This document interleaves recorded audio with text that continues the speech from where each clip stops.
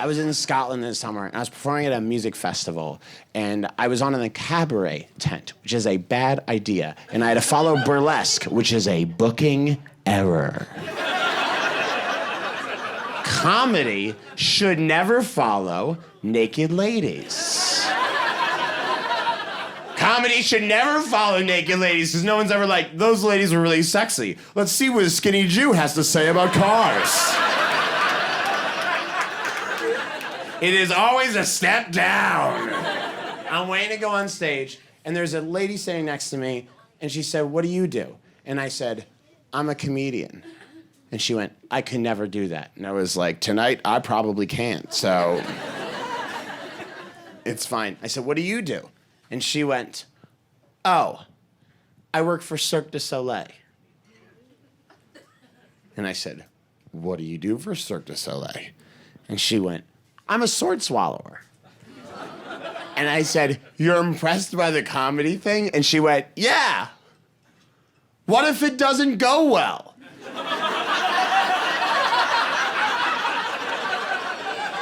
I don't bleed out from the inside. That's never happened to a comedian. If you went to a comedy show and you saw a bad comedian, you probably wouldn't talk about it the next day. If you went to Cirque du Soleil and you saw a sword swallower who was less than perfect, you would never talk about anything else. Or it's something you would never bring up, and then like 10 years later, someone would be like, "Hey, do you want to go to the circus?" You'd be like, "No!"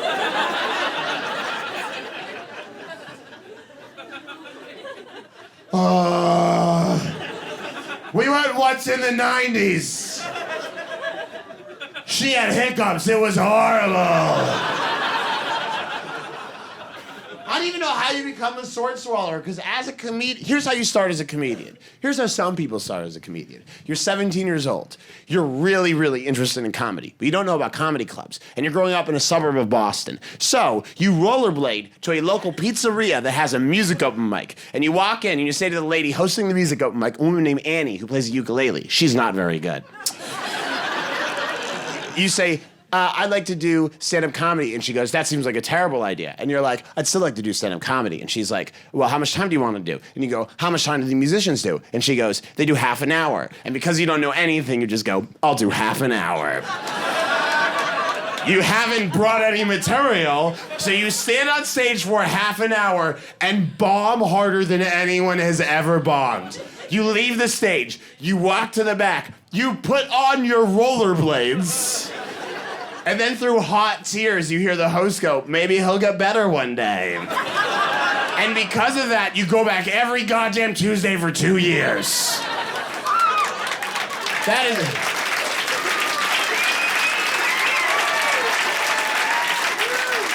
is how some people start. You start at a terrible level, but then you get better with time. You can't do that as a sword swallower. You have to be good from day number one, right? And you can't show up at an open mic with like a butter knife and be like, "Hi, I'm hoping to get way better at this."